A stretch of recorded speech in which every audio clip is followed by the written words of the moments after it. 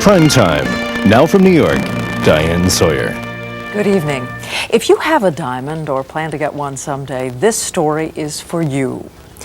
We know there are a lot of very reputable jewelers in this country, but several months ago, we began receiving reports of trickery, even outright thievery, in the diamond business. So we went shopping. And if there is a sucker born every minute, at least tonight they have hidden cameras and work for Primetime. Every diamond has a story of happy times, family, or romance. But these three women learned their story had a twist. And so I didn't even dream of this. Didn't even dream of it.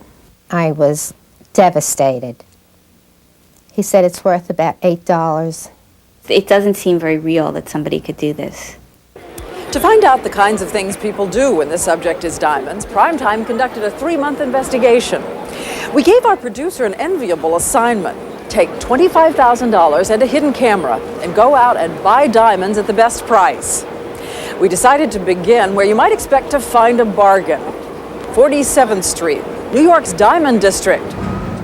We started, as you might, randomly, the first store at the corner. It's a beautiful stone. It's one of the nicest stones I have in a carat size. We came to our shopping with some education about the so-called 4 C's that determine the value of a diamond. The carat weight, that refers to the size. The cut, which is about the depth and width and angle of the facets. Clarity, whether there are flaws in the stone. And the color. Jewelers grade color on an alphabet from D to Z. The best stones are colorless or near colorless, called white diamonds. Going down the alphabet, the stones are progressively more yellow or brown. And at the bottom end, they're so bad, we're told they're rarely sold. So back on 47th Street at the store called Diamond City, we understand what the owner of the store is talking about when he says the color of this diamond is top of the line. I go by silver, white, whatever it is. It's a white stone. The store appraised the diamond at $5,800, but the owner had offered a bargain price. I'll do it for you for $39.25. That's cheap. Cheap. Of course, if we pay cash. You said the magic word. I'm surprised the duck didn't fall down. Okay. 37. 37? Deal. So we left with our $3,700 bargain and went down the block, where for $3,300 we were offered another near colorless stone. GH color, right? That's what near colorless is. What you want is So you're saying this is a G? GH color. So we bought it too and took our purchases to Eric Friedman and Cosmo Altabelli. Both are executive board members of the American Gem Society. Both expert gemologists and certified appraisers. They agreed to evaluate our purchases, starting with the stone we had just bought, our $3,300 GH near colorless diamond. This diamond is just an extremely yellow diamond. They said it was not a GH at all, but an OP. A color so bad, nothing else about the stone mattered. Overshadowed. You know, if you could imagine Sophia Loren, for example, without a nose, you wouldn't say, well, what about the rest of her? You know, it's too late. Okay, but what about the first diamond we bought at the first store, the one we were told was white? It's not a white stone. It's a brown color. It's a light tone of brown. Helen Keller could see the difference. To be certain of this, we also had our 2 diamonds graded by the Gemological Institute of America, which confirmed our stones were yellow and brown. So we wondered, how did this happen? Did both our salesmen simply make honest mistakes? We decided to test the owner of that first store, Howard Weisberg. Remember, he told us the brown stone was white. Now look at it. Look at the difference. A white diamond. Look at the difference. Well, listen to what he says about the color several weeks later, when he doesn't know he's talking to another Primetime producer trying to sell him the very same stone. See, it's brown. It's brown in color. Brown in color? When you look at it like that. It's almost white. Who said that? The guy who sold it to us. How old are you? How old are you? Because you're naive. He sold it to you and he told you that because he sold it to you. Do not believe everything people tell you from now on. Okay? He lied a little bit. He lied a little bit? Yeah. Well, That's what most people do. And here's what happened down the street with Howard Jacobs, who for $3,300 sold us what he had claimed was a near colorless stone. GH color, right? That's what near colorless is. Now, wearing a suit, he agrees with our experts. There's a problem with the color. Draws too much color. You guys want to make an offer? Yeah, but you wouldn't accept it. What is it? 800. 800? That's the 800? That's a weapon got you. They got you really good. What was that again? That's a weapon got you. They got you really good. He and his partner confirm the stone is yellow. It's yellow. Yellow? So we thought it was time to come in and ask Mr. Jacobs some questions about his two very different stories. I'm Diane Sawyer. Can I talk to you? We told him the lab said our diamond wasn't a GH as he'd said. It was an OP, a far cry from the near colorless he'd put in writing. You Why'd told you us. say that's me? That's not me. This is you. You want to see it? That's me. Mr. Jacobs insisted we still got our money's worth, though he offered his version of buyer beware. It is true that the salesperson does tend to exaggerate. I mean, he does. He exaggerates the color. I mean, he does. He's trying to sell the stuff. But an exaggeration from a GH to an OP is kind of a big leap, isn't it? Were you trying to sucker us? Are you kidding me? As for the owner of that first store, Howard Weisberg, when he saw us coming, he fled. Mr. Weisberg, don't you want to know what we're going to be talking about? If you'd like to talk to me without the cameras going, I will talk to you. I left my phone numbers, but Mr. Weisberg beat a trail down the street and has never called. As for the two diamonds we had just bought, our experts said people who knew what they were getting would have paid a lot less, at least $2,000 less. And our experts also warned that the practice of exaggerating the grade of a diamond happens a lot of the time. I can't say it's half the time, but it's very common. Primetime was had. That's true. This is it. This is it. Mary Beth Lenzini also thinks she was had by her local jewelry store, but in a different way. She's a school teacher from Hannibal, Missouri, and saved a lifetime for her $5,600 anniversary stone. My husband would look all the time at it and say, oh, it does have a lot of fire, you know. And so we felt very good about it for 2.5 months. She learned her diamond had a crack in it, and her jeweler had sealed it up with a chemical. He's now under investigation. It just seemed almost, you know, that we were searching for someone to dupe us. So sometimes your neighborhood jeweler can fool you. But does that mean you're better off then with a big retailer, say shopping on television, or a big department store like Macy's? Well, we decided to buy 2 diamonds at 2 separate Macy's stores.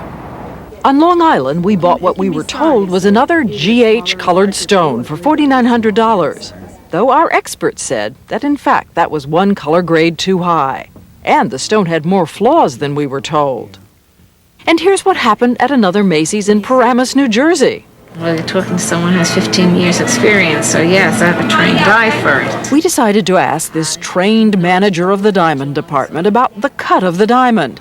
As we said, it's very important. What jewelers call an ideal cut creates brilliant sparkle. The next level down is called well cut. But she had never heard of those terms. A reliable jeweler would never use his expressions. Have you ever heard the terms well cut, ideal cut? Of course, yes. The Macy's manager also had some definite opinions about the color of this $4,900 diamond. This is the F, because this is a G. And you can see that this one's whiter. Was she right? It's in the K color range. And if she said it was an F, we're talking about F, G, H, I, J, K. We're a little bit off. There's too much of a disparity there just to have a subjective difference. It's not an accident. No. You paid for almost $5,000 for Right. this. Yeah. And in you're the high saying threes. High threes. Mm-hmm. So for both stones at Macy's, our experts say, make it another $1,900 loss for Primetime. I trust that And what do you think happened when we joined the millions of home shoppers all around the country who can't resist the sparkle of a jewel on TV? With only 19 rings, I expect this to go pretty quickly. Take a look right here. Soon there were only 5 left. No wonder, since the Home Shopping Network said the retail value for this 1-carat diamond cluster was $1,200. And yet look what they were going to do for us. At $399.95. Your first name is? Helen from Ohio. Helen, tell them why they need to snap up here on the last 5 of these. Oh, they definitely should snap that one up. Why? I received that about a week ago. Oh, you did? That ring is a dazzler. It's like freckled. Through a microscope, even an untrained eye could see particles, black spots, flaws called inclusions in virtually every stone. Basically, you have inclusions interrupted by small amounts of diamond. Most jewelers would never sell them. They would just scrap them, and they would be ground up for industrial use. Our experts say with the setting, even this ring is worth something, and $399.95 is okay. But what about that lure of a bargain on a $1,200 ring? Where would this ring sell for $1,200? On Mars? One other note. Remember how fast those rings were selling? How only 5 of the 19 remained? Well, 6 weeks after we saw the first pitch on TV, guess how many rings the sales operator told us were left? 19. Still, it's one thing to buy a diamond that isn't what it seems. Another to have a cherished diamond stolen. I was very sick to my stomach. I couldn't believe that I was taken. I trusted him. Joan Polly of Long Island had worn her engagement ring every day for 37 years when she took it to a jeweler's to have it reset. If you think you have been victimized by a scam like this... Almost 2 years later, she saw a news report about that jeweler. She checked her ring and discovered her diamond, worth $7,200, had been switched with a look-alike, a cubic zirconium worth $8. That same jeweler switched Robin Levy's diamonds given her by her mother, who died of cancer. It's a very upsetting feeling to think that somebody so brazenly stole from you. And those weren't the only stories we heard about diamonds switched by jewelers. So we decided to use what was left of our budget to see what happened to us. Our experts helped us buy a fine quality white diamond worth $6,000 to $8,000, though we got it at the wholesale price of $4,000. Since no two stones are alike, we had our stone plotted. It's a kind of map which shows details like these 2 tiny flecks. And finally, using a laser, we had an extremely tiny serial number etched into one of the edges of our stone. After the stone was mounted, our producer went to about a dozen shops saying she wanted the band enlarged, but none switched the stone on her. Then we asked Ethel Rosen, the mother of a primetime producer, to help out, since we'd been told older women seem more vulnerable. This is what happened to Mrs. Rosen on her second time out. Our expert, Eric Friedman, confirmed it was our serial numbered stone which she was taking into a shop in an affluent suburb of Philadelphia. Mrs. Rosen told the owner and jeweler it was a stone left her by her sister and she didn't know the value. He praised the diamond and said he'd have the band enlarged in 2 days. 2 days later, Mrs. Rosen returned, picked up the ring, walked out of the store and handed it to Eric Friedman, who was waiting a few feet away. This is not the same diamond. You sure now? Positive. To double check, we took the ring directly to a local expert, David Craig, who placed it under a microscope. As you can see, no serial number. This diamond is not this diamond at all. And furthermore, unlike our quality stone, which had just 2 tiny flecks, this stone had major flaws throughout. They don't come much worse than this and still be considered jewelry. The difference in the value between the diamond you dropped off and this one is somewhere in the neighborhood of $5,000. So you just lost $5,000 today. This shop is in a beautiful countrified setting.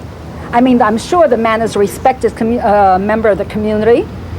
And I just don't know what to say. Hi, Mr. Calais? Yeah. Diane Sawyer. So we went back to Philadelphia to ask Mr. Rude Calais about the diamond he gave us. Well, we got a problem when I ask you about. Do you do your work here? Do you do it all yourself? Sure. You do. You do it all yourself. We told him it was a different diamond, from the high-quality diamond we'd brought in. Is that a high-quality diamond? What's going on here? I don't understand this. We're just curious. There's something that happened here. That's not the diamond we brought you, but that's the setting. And guess what? It had a tiny serial number etched into it. Right. The diamond we got back, the diamond that's in this ring now, no serial number. What? How did this happen? I sized the ring for it. I didn't do it. I sized the ring for you. Was the stone taken out of the ring? Absolutely not. So you're completely shocked by this? Absolutely. Somebody's got an explanation. This is not very nice. Well, it's not very nice to switch stones if somebody switched stones. Look, that's not my practice. I do not switch stones. Could this have been an accident? The only accident that could have happened is if, for some reason, he was not paying attention whatsoever to what he was doing and had two similar diamonds on his bench and mixed them up.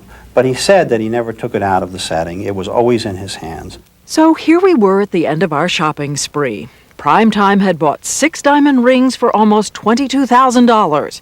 Our expert said we lost money on 4 out of 5 of them, and the 6th was taken. So we ended our outing $9,000 short and a lot wiser. Even if diamonds aren't forever, the shopping lesson is. Well, we asked both Macy's and the Home Shopping Network to reply to our report. Both companies said their diamonds were fairly priced based on information they had from their sellers. Although Home Shopping Network could give us no explanation for their seller's appraisal, saying that this cluster ring, you remember that one, was worth $1,200 retail. Home Shopping Network also told us that if 19 rings were left after they said they were down to 5, perhaps the rings were returned or reordered for another segment. And both the Home Shopping Network and Macy's point out that they have liberal return policies for anyone who does check the stone and is dissatisfied. So how can you protect yourself? Well, first, know as much as you can about your jeweler and still get color, clarity, and size information in writing, and make sure you can bring the stone back. Get a second opinion from a certified appraiser, not an amateur. The American Gem Society is one of the certifying organizations. And finally, get one of those plots or maps of your stone. That way, when you take it in for repair, you can check and make sure it's the same stone that comes out.